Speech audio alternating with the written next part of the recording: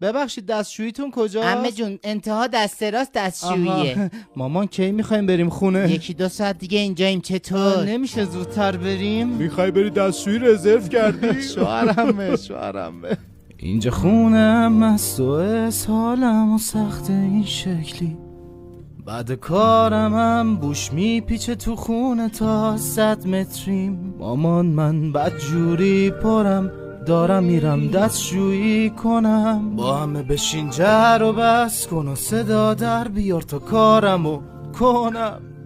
شیلنگ گرفتم روی کارم و چاهشون بد بست است، من هر جوری فشار میدم ده برو پایین لامصب. همیشه چوب سادگیمو خوردم، آبرومو تو فامیلم اینا بردم، توی دستشویی اسیر و افسردم. این چه گوهی بود که آخه من خوردم. وای دارم میام تو نجاتت بدم.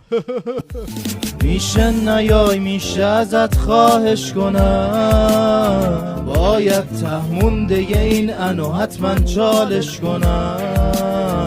بابا سیفون خرابه، بگو سیفونو چی کارش کنم.